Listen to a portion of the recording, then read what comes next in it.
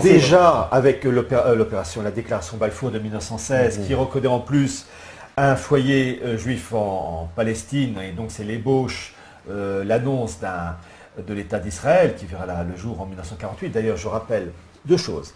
Premièrement, la déclaration Balfour, c'est pas Balfour, Arthur Balfour, c'est Milner, Alfred Milner, qui était un grand, j'allais dire, oligarque anglais, et qui était le fils spirituel de Cecil Rhodes. Cecil Rhodes, qui est mort en 1902, qui est un homme extraordinaire dans son style. On peut être adversaire, et même pas adversaire, considéré comme un ennemi, mais on doit quand même reconnaître l'importance de cet homme qui a quand même créé plusieurs États. Il a créé, c'est lui qui est à l'origine de la création de l'État sud-africain, qui à l'époque était une colonie, la colonie du Cap. Il est mort en 1902 et la colonie du Cap qui est devenue l'État sud-africain en 1910. Et c'est lui à l'origine de la création de deux États qui s'appellent la Zambie et le Zimbabwe, qui s'appelaient la Rhodésie, Rhodésie du Nord et du Sud. C'est carrément se donner son nom à voilà, c'est quand même pas à tout le monde d'être à l'origine de la création de trois États. Et en plus, Cecil Rhodes, c'est lui qui est à l'origine de la création de l'industrie diamantaire de Beers, qui est donc la source de... bon. Et tout ça avec les Rothschild. Évidemment, eux, c'est jamais production. Et donc, cette fausse déclaration Balfour, en fait, Milner, donc, pose des jalons pour la création de l'État d'Israël. Et donc, un siècle après, on voit, comment dire, avec quel bonheur ces choses-là se sont mises en place et toutes les conséquences positives pour la région. Et puis, vous avez aussi la volonté de détruire l'Empire ottoman, chose qui sera faite au lendemain de la Première Guerre mondiale. Et donc, vous avez eu ce qu'on appelait les accords Sykes-Picot. Picot et Sykes, ce sont les noms des représentants français et anglais pour les affaires étrangères, qui redessinent les frontières des États irakiens, Koweït, Syrie, Liban, etc., Arabie Saoudite, etc. Et donc, ces accords Sykes-Picot encore gèrent les frontières des États du Proche-Orient. Je veux dire encore parce qu'en fait, on assiste au dernier spasme des accords Sykes-Picot, puisque les Anglo-Américains, en liaison avec Israël, mettent en place des documents et des textes, et ils ne restent pas uniquement dans la théorie, pour éclater ces États du Proche-Orient, les pays musulmans, en fonction de critères ethniques et religieux. Et vous avez en particulier, c'était dans mon livre Minorité et régionalisme, vous avez la carte du Proche-Orient décomposée qu'on va voir dans le document suivant. D'accord, donc ça c'est la vue 16. Ah oui, alors oui, ce document, vous allez le passer et je reviendrai après sur ce document, suivant. Voilà. C'est ce document. Donc c'est la vue 17, les cartes. C'est ce document qui représente deux cartes. La première carte avec les frontières des pays du Proche-Orient, frontières actuelles, et deuxième carte, les frontières redessinées en fonction des critères ethniques et religieux. Et là, vous avez alors là un charcutage. Un charcutage. Vous avez l'Irak qui éclate en trois zones, l'Irak chiite, un autre sunnite, un autre kurde. Et en fait, vous avez un État kurde qui réunit tous les Kurdes, que ce soit les Kurdes d'Irak, de Syrie, de l'Iran. Sur l'Iran, sur la Turquie, sur la Syrie, sur l'Irak, quand même tranquille. L'État kurde qui est mis en place, eh bien, il réunit les deux richesses de la région, le pétrole, entre autres Kirkouk et Mossoul, et l'eau, le Tigre et l'Euphrate, qui prennent leur source à l'est de la Turquie kurde, le mont Taurus. Et donc, si un État kurde voit le jour et à première vue il a le soutien des Anglo-Américains, ben, je me dis que, je ne dis pas qu'ils vont réussir, mais en théorie c'est ce qu'ils veulent faire, eh bien ce serait le pays qui serait vraiment le pays incontournable parce qu'il aurait les deux richesses de la région, l'eau et le pétrole. Avec ça, on va loin. Et donc on voit ce remodelage. Alors ces deux cartes sont sorties dans une revue militaire américaine, AFJ, Armed Forces Journal, Journal des Forces Armées, sous la plume d'un lieutenant-colonel qui s'appelle Ralph Peters. Alors, je marche toujours avec des documents officiels et je me suis dit, eh bien, on va faire en sorte que les auditeurs de Beta TV en profitent. J'ai la revue. Alors, voilà la revue AFJ, sortie en mai-juin 2006, et vous avez la photo du grand ami de représentants, en tout cas des grands amis des personnes ici présentes, le Rumsfeld, Donald Rumsfeld, le néoconservateur. Et vous avez la carte, d'abord l'article de Ralph Peters qui s'intitule Blood Borders, c'est en frontière de sang, donc évidemment, pour faire ce charcutage, il faut évidemment taper dessus. Et puis surtout, vous avez les deux cartes, carte de gauche, before, situation actuelle, carte de droite, le charcutage, avec tous les remaniements ethniques en fonction des critères ethniques et frontières religieuses. Donc vous voyez, c'est un document officiel que j'ai, et parce que je fonctionne toujours avec documents officiels. Alors, eh bien, on voit qu'il y a vraiment une permanence et une volonté, puisque il y a eu, il y a quelques semaines de ça, un article qui est sorti, je crois que c'est le 28 septembre 2013, dans un journal américain, New York Times, sous la plume d'une femme qui s'appelle Robin Wright. Et cette femme travaille avec tous les think tanks anglo-américains, enfin ce truc habituel, il n'y a rien d'étonnant. Et on va pouvoir voir la carte de document. Eh bien, vous avez...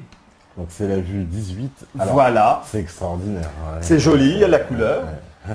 Vous avez la Libye. Donc ça c'est tout récent. C'est tout récent, 28 septembre 2013. Vous avez d'abord la Libye qui saute en 3 zones, et effectivement c'est ce qui se passe, puisque... On se dirige vers ça. Voilà, la Libye, il n'y a pas d'État libyen, ce sont des zones tribales. D'ailleurs l'Afrique, c'est un conglomérat d'ethnies. Une exception, c'est le Maroc, où il y a une nation marocaine, parce que vous avez une monarchie marocaine qui a créé un corps historique il y a une nation marocaine, mais il n'y a pas de nation malienne, il n'y a pas de nation tchadienne, il n'y a pas de nation, je ne sais pas moi, congolaise, il y a des ethnies. Et d'ailleurs, dans ces pays-là, la démocratie ne marche pas parce que on vote en fonction d'un groupe ethnique. Donc on vote pour un représentant de son ethnie. Alors si l'ethnie représente les 2 tiers, ben, c'est elle qui a les 2 tiers des voix. Et si elle n'a pas la majorité, ben, elle n'aura jamais la majorité parce que c'est la loi du ventre finalement. C'est ceux qui ont la démographie la plus forte qui imposent leur loi. Bon. Mais vous inquiétez pas, ce qui se passe en Afrique, ce qui se passe de plus en plus en Europe, puisque avec le régionalisme technocratique et identitaire, on va de plus en plus pour des partis non pas identitaires, parce que le principe d'identité, qu'on respecte l'identité, c'est une bonne chose. Non, c'est l'aspect racialiste que je n'aime pas. On va voter pour un parti flamand qui défend l'aspect racialisme, entre guillemets, enfin la version ethnique. Bon. Chose qui est absolument étrangère à la notion française, qui est une vision politique. Alors là, on a donc dans ces 2 cartes, la Libye qui explose en 3 parties et la chose est en train de se faire. Et quand on voit la péninsule arabique, on se dit qu'il y a un air de famille avec la carte de Ralph Peters. Là aussi, vous voyez, toutes les cartes que j'ai présentées depuis la carte de la France en damier, ce sont des cartes toujours avec les mêmes principes. On dissèque, on coupe, on remanie. Vous avez un document extraordinaire qui est sorti en 1982 d'un haut fonctionnaire de la défense israélien qui s'appelait, de la défense de l'intérieur israélien, enfin je crois que c'est la défense, qui s'appelait Oded Yinon. Yinon, Y-I-N-O-N. Et ce Oded Yinon a écrit un article dans une revue sioniste, en hébreu, 1982, appelant à la décomposition de tous les États musulmans en fonction de critères ethniques et religieux. Et quand on lit son document de 1982, on est absolument ahuri de la profondeur et de la, perspicacité de cet homme, puisque quand on lit son programme de 1982, donc il y a 31 ans, on croit voir et lire les choses faites aujourd'hui, puisqu'il parle d'un Irak divisé en 3 zones, un Irak chiite, sunnite, kurde, la Syrie qui explose, l'Égypte qui explose entre la vallée du Nil avec les Coptes et puis les musulmans ailleurs, l'Arabie Saoudite qui explose avec là aussi des zones tribales, la zone chiite de l'Arabie Saoudite qui est détachée de la zone sunnite, enfin bref, on est absolument sidéré. Mais, je vous les ai dit, cette revue, elle est sortie en hébreu, donc c'est quand même pas donné à tout le monde de lire l'hébreu, mais il y a eu une bonne âme qui s'est chargée de faire connaître l'information.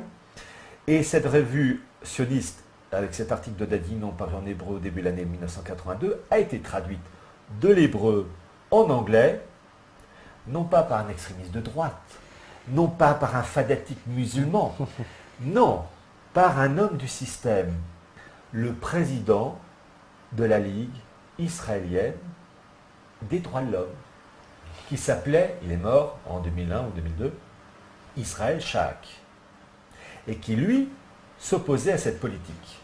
Donc, on a affaire, c'est merveilleux, des fois le système se prend les pieds dans le tapis, C'est un juif qui écrit ça, qui a traduit de l'hébreu en anglais, donc ça peut être que bien.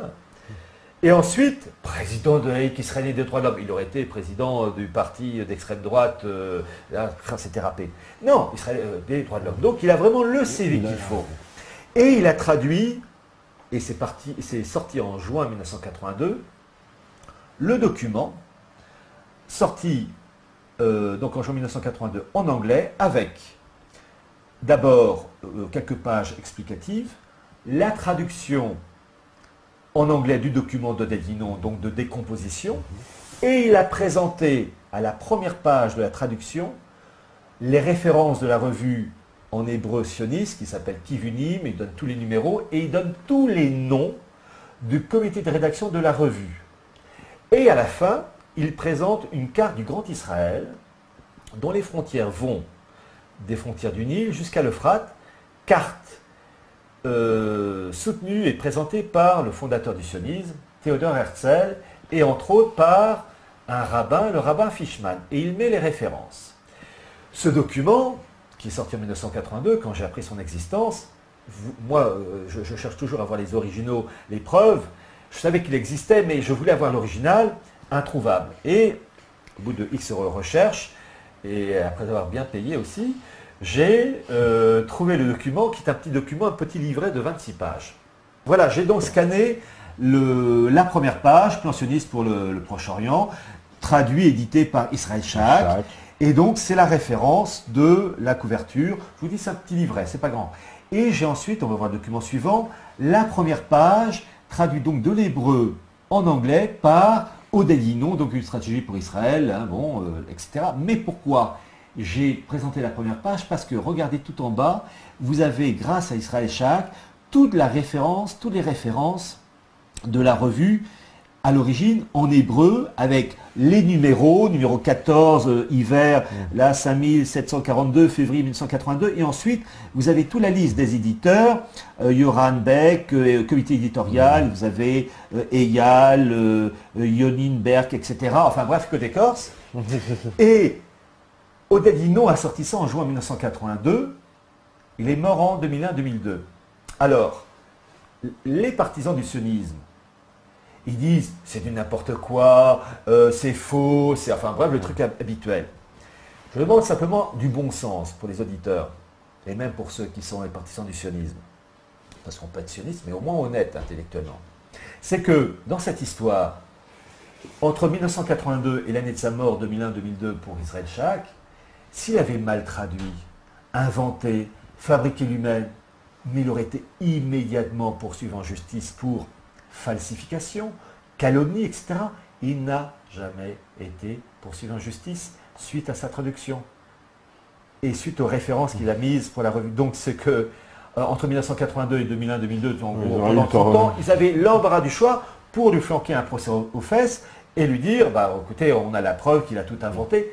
Jamais. Alors en face, ils gueulent, mais ils ne peuvent pas nier parce que le document est authentique. Merci Israël Shak. Et toujours dans ce document, vous avez, et c'est la suite, la carte du Grand Israël, l'Israël de Théodore Herzl 1904 et du rabbin Fishman 1947. Ouais. Et c'est écrit en tout petit, les références. Et là, vous avez donc, c'est ça qu'il faut toujours s'appuyer sur des documents et des sources officielles. Vous avez donc la carte du Grand Israël, donc frontières occidentales qui vont des frontières du Nil jusqu'à l'Euphrate. Ah, vous pensez bien que ce qui se passe actuellement au Proche-Orient, où il y a un charcutage à mort, ça rentre dans cette volonté d'établir une zone d'influence correspondant finalement à cet idéal biblique, quoique le sionisme c'est une version athée de la chose, mais enfin bon.